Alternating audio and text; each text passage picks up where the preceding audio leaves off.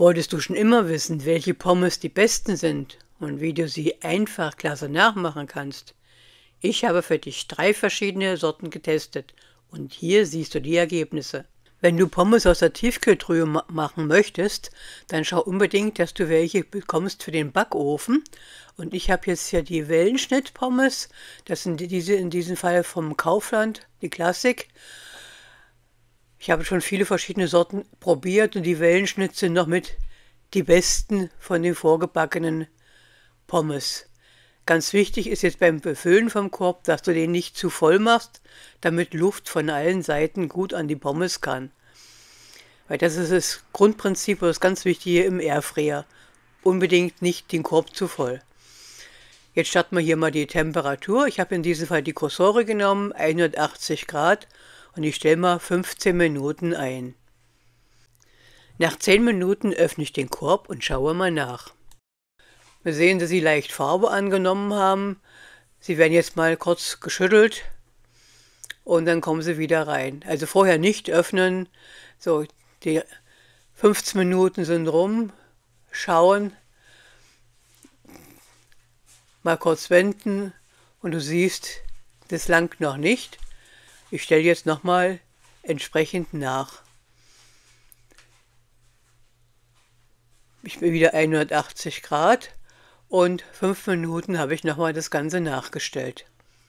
Ja, und wie du jetzt hier sehen kannst, haben selbst die 5 Minuten nicht gelangt, das nochmal nachzustellen. Und so habe ich jetzt nochmal 3 Minuten dazugegeben. Also immer unbedingt schauen, wie du so von deinem Grad haben möchtest. Lieber einmal nachstellen, als die Temperatur dann gleich zu hoch. So, die fertigen Pommes jetzt sind aus dem Korb und ich würze sie jetzt zum Schluss nach. Einmal gut durchschütteln und fertig sind jetzt hier mein erster Test, meine Pommes, und wir schauen uns die mal näher an.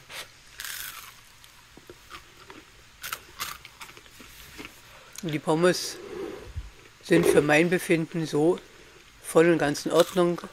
Finde ich als Tiefkühlpommes, finde ich die so gut. Aber wir sind ja mit unseren Tests noch nicht vor. Wir schauen mal, wie die anderen Pommes werden.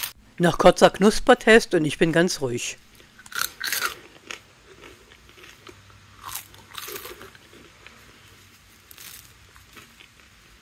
Ja, und so waren die jetzt angerichtet auf den Teller mit meiner Paprika.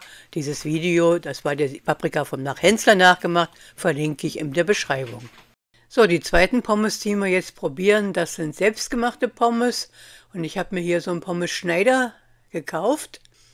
So, ich lasse die Schalen bei den Pommes auch dran. Also ich mache es diesmal mit Schale, du kannst es ohne Schale machen. Und bei diesem Pommes-Schneider habe ich jetzt geschaut, wie die Kartoffel am besten reinpasst. Ist mein erster Versuch auch mit dem Schneider. So, und einmal drücken und schubs. Die Pommes landen alle vorne draußen. So, Frau hat gelernt, den Schneider andersrum zu stellen, damit die Pommes nicht wieder alle davon schießen nach unten. Du siehst, so kommen die jetzt einfach, sind sie relativ schnell mit dem Pommes-Schneider geschnitten. Also immer von den Kartoffeln, es sind jetzt nicht die ganz großen Kartoffeln, also die Schnitz werden jetzt hier auch kleiner, also es gibt nicht die ganz langen Pommes, höchstens du hättest lange Kartoffeln, dann ging das auch. Aber das waren jetzt etwas kleinere Kartoffeln, die ich jetzt hier habe, aus denen ich jetzt die Pommes gemacht habe. So, die Pommes kommen jetzt hier in diese Schale rein, denn ich habe mir jetzt überlegt, die anderen 2 brauche ich gar nicht mehr. Das langt mir von der Masse, was ich da an Pommes jetzt habe. Weil du siehst, es hat doch allerhand Pommes da gegeben. Ja, und die ganz kleinen Stücke, die packe ich jetzt beiseite. Die nehme ich jetzt nicht mehr. So, der erste Schritt war, dass ich jetzt frisches Wasser geholt habe und die Pommes da drinne einmal spüle. Und du siehst, wie das Wasser jetzt hier trüb ist. So, das bedeutet, dass ich das Wasser jetzt noch einmal wechsle. Also Wasser war jetzt draußen und frisches Wasser kommt wieder dazu. Und du siehst, das Wasser ist schon etwas klarer, aber es trübt schon wieder ein.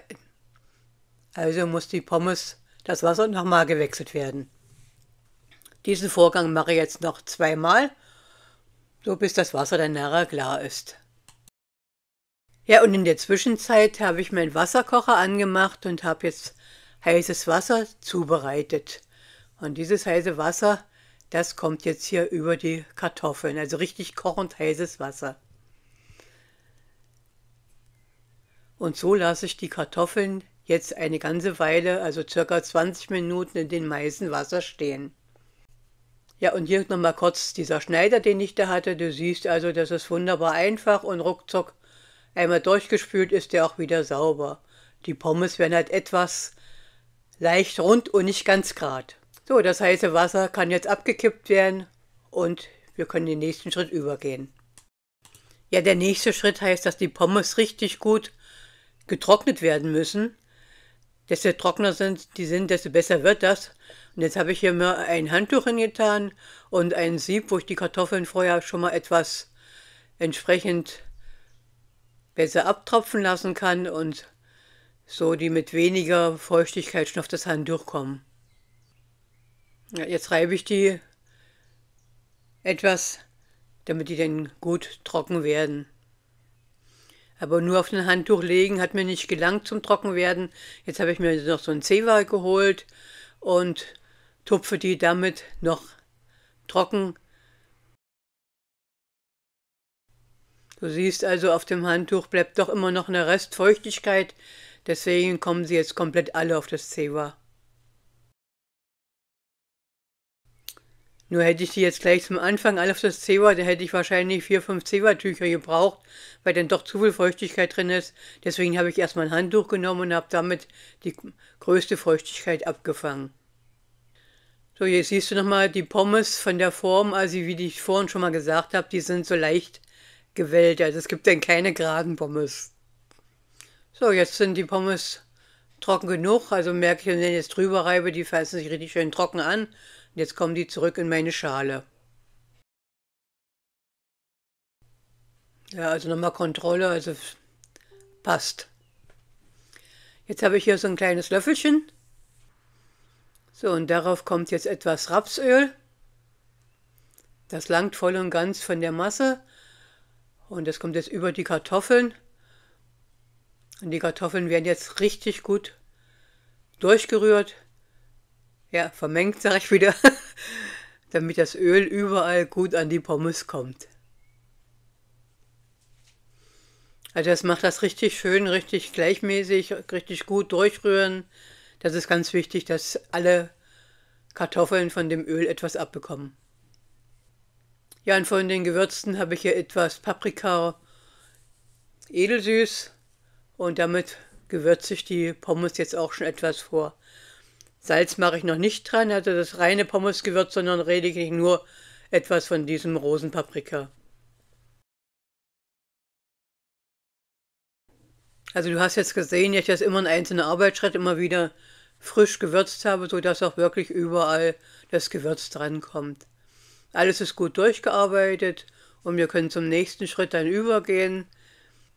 Das bedeutet, dass jetzt meine Heißluftfritteuse drankommt. Hier habe ich den Pommeskorb und ich packe in diesem Fall mal jetzt das Gitter mit rein, denn vorhin bei den Pommes hatte ich nicht dran gedacht, da waren mir die dann auch durch das Gitter durchgefallen und die sind jetzt noch kleiner und da will ich jetzt nicht gleich, dass ich nachher viel Pommes unten aus dem Gitter rausholen muss. Ja, ich war ja auch bei Cosori bei der Produktvorführung und da wurde empfohlen, die vorzugaren und ich hatte jetzt hier 230 Grad, 3 Minuten das Ganze vorgeheizt und jetzt kommen hier meine Pommes in den Korb entsprechend rein. Gut verteilt, schüttelt einmal den Korb zu. Oh, ja, jetzt habe ich die Kamera vergessen umzuschwenken und ihr könnt leider nicht sehen, was ich einstelle. Ich habe jetzt eingestellt 180 Grad und von der Zeit bin ich auf 20 Minuten gegangen und lasse das jetzt entsprechend jetzt hier laufen. So, nach 15 Minuten der erste Blick rein, die ganzen Pommes einmal gut schütteln. Du siehst, sie haben schon angefangen, gut Farbe anzunehmen. Wieder zu und weiter laufen lassen. So, nochmal einen Zwischenstopp, mal schauen, nochmal umrühren. Also das ist immer ganz wichtig, nicht gleich am Anfang zu oft aufzumachen, sondern dann schauen, jetzt habe ich so zwischendrin jetzt schon etwas von meinem Gewürz mit drüber gemacht. Und du siehst, die werden schon richtig gut. Aber ich lasse nochmal ein paar Minuten zu und schließe die Heißluftfritteuse nochmal. Ja, also 180 Grad und die letzten Sekunden kann ich sagen, die laufen jetzt hier Und ich habe jetzt nochmal 5 Minuten nachgestellt. Also es geht auch bei der Cosori wunderbar, dass du während des Betriebs auch einfach nochmal die Temperatur nachstellen kannst.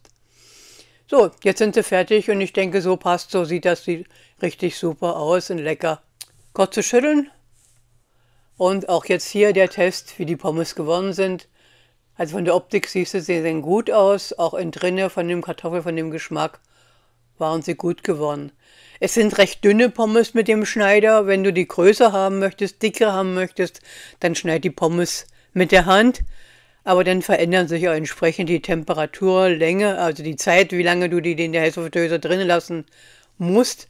Du kannst ja auch die Temperatur dann auch erhöhen auf 200 Grad, wenn du die dicker hast, die Pommes. Ja, und die Heißluftfritteuse selber, du siehst, die lässt sich auch wunderbar einfach mit dem Tuch abwischen und so ist die auch recht schnell wieder sauber. Ja, auch bei den nächsten Pommes hält sich entsprechend meine Heißluftfritteuse vor. Und ich stelle sie in diesem Fall jetzt hier auf 230 Grad ein. Und da das Programm angewählt hatte, tut er automatisch die Zeit selber entsprechend einstellen. Und das sind jetzt hier 4 Minuten. So, ich habe jetzt hier diese Steakhauspommes mir ausgesucht. Die finde ich richtig klasse, weil die richtig schön groß und dick sind.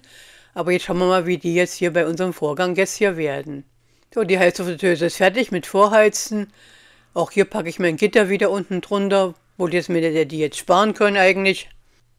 Und meine Steakhauspommes packe ich jetzt hier rein. Es waren relativ viel, ich habe die ganze Tüte mal reingepackt. Aber die Cosori, die Turbo Blaze hier, die verkraftet schon allerhand. Temperatur 81 Grad. Und von der Zeit 15 Minuten, Start. So, Restzeit sind noch 4 Minuten, mal reingeschaut, geschüttelt. Die sehen nach arg blass aus, wieder zu und es waren 8 Minuten, die ich nachgestellt hatte. Ja, und jetzt habe ich die erste Fuhre rausgeholt, geschaut, wie sie sind und für mich waren sie so passend. Du kannst aber auch jederzeit gerne nochmal nachstellen. Also das ist das Gute bei den Heißluftfritteuse jetzt. Lieber erstmal kürzer stellen und dann mal schauen und nochmal etwas Nachzeit geben. Und dann werden die so, wie du die haben möchtest. Und schau, die sehen da richtig toll aus. So, auch hier jetzt gucken wir uns die mal näher an. Brechen wir die mal durch. Da sehen wir, Interesse ist noch die Kartoffelschicht. Alles gut zu sehen. Die ist heiß. Ja, also auch ein Knacktest mal. Ja, angefangen hatten wir jetzt hier mit diesen Wellenschnitt-Pommes, dann nachher die selbstgemachten Pommes und zum Schluss die Steakhauspommes. Meine Favoriten sind die Steakhauspommes, ich liebe die etwas dickeren.